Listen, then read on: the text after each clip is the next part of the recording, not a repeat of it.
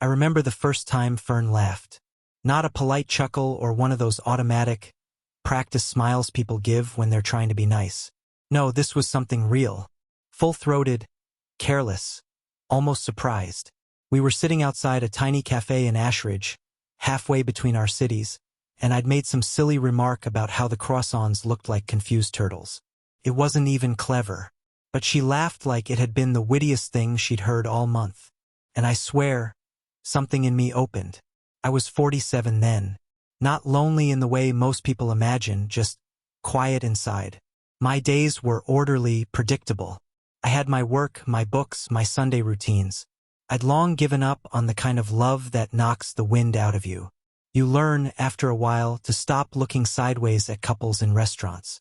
You just carry your stillness around like it belongs to you. But Fern, she was a spark in the dark. She told me I made her feel heard. Said most men rush to solve things. I didn't. I just listened. I thought that was what love was supposed to be. Mutual quiet. Safe hands. I remember one night, late February. She took my hand across the table and traced a little circle with her thumb. No words, just that small movement like she was telling me, you matter. I hadn't realized how much I needed that. Looking back now, I wonder if that thumb circle meant anything to her at all. Or if she just knew the language of tenderness better than she knew the meaning of it. There's a kind of silence that feels peaceful, the kind you share with someone when the world outside is loud and you're just together. But then there's another kind. The silence that walks into a room before someone tells a lie. That's the one I started noticing with Fern. It crept in slowly, like a draft under the door you can't find. I'd ask her simple things. How her day was, if she wanted tea, what she was reading lately, and her answers began to shrink. Not colder exactly, just thinner, like someone painting over something they didn't want you to see. She still smiled, still kissed me goodnight, still leaned into my chest when we watched movies. But something was missing behind her eyes, like she had moved some part of herself to a different room and locked the door. I didn't ask questions. Not because I didn't care, because I didn't want to be the kind of man who doubts someone he loves. I thought that was noble, to trust someone fully. I wore that like a badge. But I see now, some people take that trust and place it gently on a shelf. Others crumple it in their fist like a receipt they don't need anymore. There was a man's name she mentioned once. Clive. Briefly. She said he was a colleague. Annoying, she called him. With that offhand scoff she used when she wanted to close a topic before it started. I believed her. I even made a joke about it. You sure he doesn't have a secret shrine to your smile? She didn't laugh that time. She just said, "Don't be weird, Ellis." And something inside me stuttered. A small, quiet ache. The kind you ignore because you're afraid that if you name it, it might become real. So I didn't press. I poured the tea. I changed the subject. I let her silence pass through me like wind through a torn screen door. I think I believed that if I just kept loving her the right way, everything would stay true. But love isn't a lock, and people aren't promises. When Fern moved in, she came with exactly 2 boxes and 1 suitcase. I had spent the weekend before clearing out space for her. Not just physical space, but emotional space. Drawers emptied, shelves dusted, mugs rearranged so she'd have her own favorites up front. I bought a second toothbrush holder. That detail sticks with me more than I'd like to admit. Felt ceremonial. She said she didn't have much, that she liked to travel light. I thought it was poetic. Some people carry their lives in clutter, others in scars. The first week, she slid her suitcase into the closet but never unpacked it. Her clothes hung on my side of the rack. She wore her jeans folded over a chair. I asked once, gently, if she wanted more hangers. She just shrugged. I don't need much, Elle. You know that. But it wasn't about space. It was about staying temporary. About keeping one foot somewhere else. There was a drawer I had emptied just for her. I lined it with soft paper, wiped it twice. She never used it. Never asked for it. I checked one night while she was asleep. It was still bare. And I stared at it longer than I should have. Not angry, just confused. Like I was looking at a metaphor I hadn't quite translated yet. It's strange how we convince ourselves not to see the signs. We say things like, she's just independent. Maybe she's nervous. Maybe I'm overthinking. But love, when it's true, settles in. Plants roots even if they're small. Fern never planted anything. She only passed through. She was kind still in ways that made it harder. She'd rub my back when I couldn't sleep. She'd send me texts saying, "I'm lucky I found you." She used my name in a soft way, like it was a favorite song. But there was always a delay in her eyes when she said she loved me. Not hesitation, just a pause. Like she was flipping through a file of responses and picking the right one. I think she wanted to be someone better with me. And for a time, maybe she was. But wanting to be good and being good are not the same thing. And love doesn't survive in borrowed light. Not for long. It was a Tuesday when the truth cracked open. Not with a crash, but with a tremble. We were in the kitchen. She was chopping onions, I was rinsing rice. We'd made this meal together before. It used to be something quiet and lovely. Like a dance we didn't choreograph but knew instinctively. That night, something was off. She kept checking her phone, wiping her hands on a towel she didn't need to use. I asked if something was wrong. She said no, just tired. I nodded, smiled, let it go. I don't remember what made me ask again later. Maybe it was the way she looked at her plate without tasting anything. Or maybe it was the way she said my name, a little too light, like a paper boat on a stormy lake. So I asked, softly, "Is there something you haven't told me?" She blinked once slowly, and then it came. Not all at once, not the full thing, just the surface. "Before I met you, I was seeing someone. Nothing serious. It ended." I just nodded. My mouth went dry, but I nodded like a good man does. "That's okay," I said. "We all have a before." But something in me recoiled. Not from the fact itself, but the way she said it. There was no grief in her voice. No wait, just calculation. Like someone choosing the least dangerous truth. And then the lies began to tangle. She said they were casual. Said it didn't mean anything. Said it fizzled out long ago. And still, something didn't sit right. I didn't dig. That's not who I am. I didn't scroll through her phone or demand details. But one evening, she left it face up beside me while she showered. A message lit up the screen. It was from Clive. He wrote, "You ghosted me. Again. Just tell me it's really over this time." I wish I hadn't read it. Not because I invaded her privacy, but because some parts of the truth change you. Not like thunder, more like erosion. A slow undoing of trust you thought was unshakable. She came out of the shower and saw my face. That was when she started crying, real tears this time. Not because she'd hurt me, but because she was caught. I didn't yell. I didn't accuse. I just asked, "Was it still happening after me?" And she said, "Only at the beginning." I didn't know what this was yet. Only at the beginning. Like that made it better. Like my heart had a grace period. She reached for me. I stepped back. Not out of anger, but because something had shattered, not loudly, but deep, where it's hard to reach. She said she was sorry. That she didn't want to lose me. That it was a mistake. But mistakes don't write you messages. Mistakes don't come with names. And what hurt most was that I still loved her. Even as I stood in the ruins of the version of us I thought was real. You'd think betrayal would come with a clean break, like a torn thread or a door slammed shut. But it doesn't. Not when you've built a life in small gestures. Not when the person who hurt you still knows how to pour your coffee just right. Fern stayed. That part surprises people when I tell them. She didn't leave. She cried. She folded herself into me like a child ashamed of something she couldn't undo. And me? I held her. God help me, I held her. I remember the smell of her shampoo against my chest. The way her shoulders trembled under my hands. She said, "I didn't know what I had. Not until it was almost gone." And that sounded honest. Or maybe I needed it to. We didn't talk much for a few days. There was a strange tenderness between us. Like walking across glass barefoot. Every touch meant more and less at the same time. She started going to therapy. I didn't ask her to. She said she wanted to be better. Said she was learning things about herself, about how she ran from softness, how she used charm as a mask. She used big words. Words like avoidant attachment and trauma loops. I nodded. I wanted to believe this meant something, that people could change, that we weren't just creatures of habit and hunger.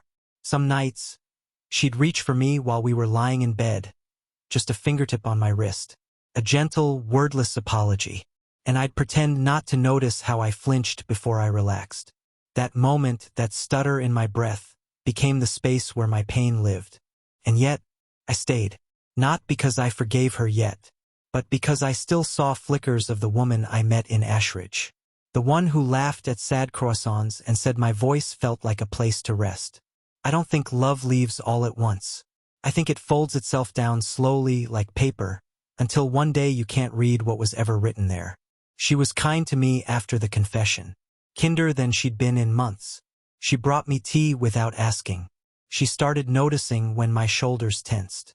She kissed my temple like I was something breakable, and maybe that's what made it harder. Because when cruelty comes dressed as kindness, you don't know whether you're healing or being softened for another blow.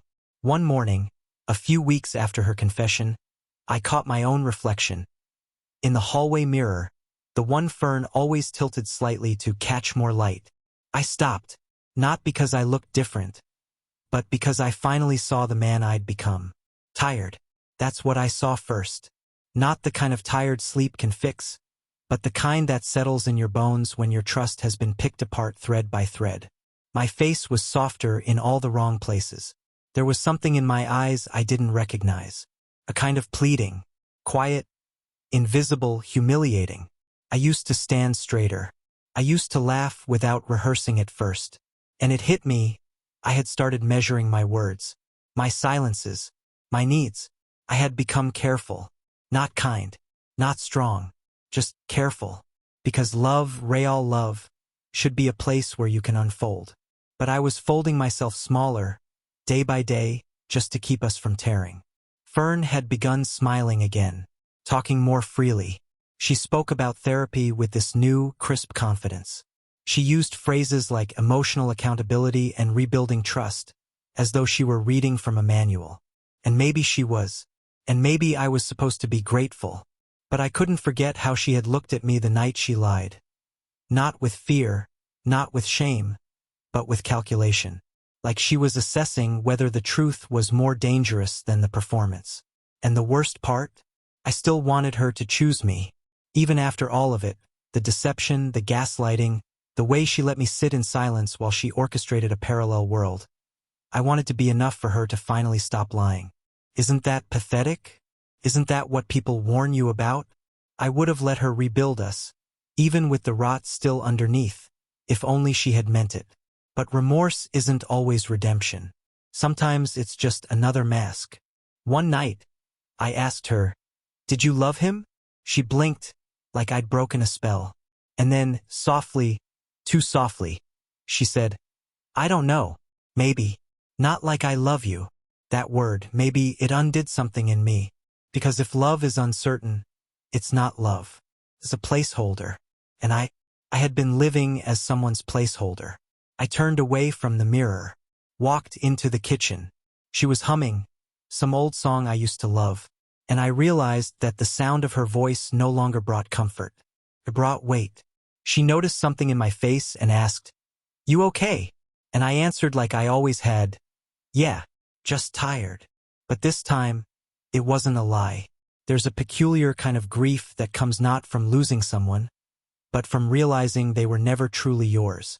That they were standing beside you but facing slightly away, just enough to notice someone else passing by. I live with that now. It's not the betrayal that haunts me most. It's the memory of who I thought she was. Fern wasn't cruel in the obvious ways. She didn't shout. She didn't throw things or mock me with venom. Her cruelty was quieter, more practiced, the kind that came with smiles and soft hands. She had a gift for saying the exact thing I needed to hear, just seconds after twisting the knife. I once told her she was the first woman who made me feel safe enough to dream again. I said that out loud. I remember where we were, driving home from a small-town antique store. a silly ceramic owl wrapped in paper between us on the seat.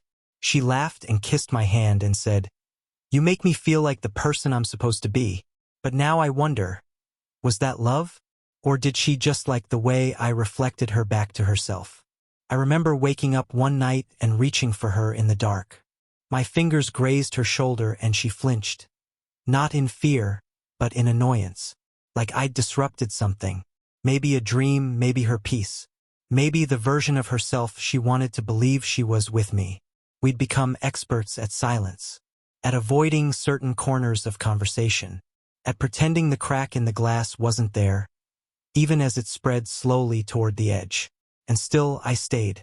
Some mornings I'd make her coffee just the way she liked it. 1 sugar, splash of cream, cinnamon if we had it. She'd take it, mumble thanks, kiss my cheek absently. And I'd stand there, cup in hand, wondering how long you can keep serving someone who doesn't see you anymore. Love shouldn't feel like a transaction. And yet, every kind word, every shared joke, every touch after the betrayal felt like a negotiation. Like we were trading gestures for silence, for compliance, for the illusion that we could fix what had rotted without pulling it out by the roots. But roots don't lie, and neither does pain, not forever. There's a version of us that still lives somewhere in my mind. A version where the truth came sooner, where the love was whole. Where Fern looked me in the eyes not because she needed forgiveness, but because she wanted to be real.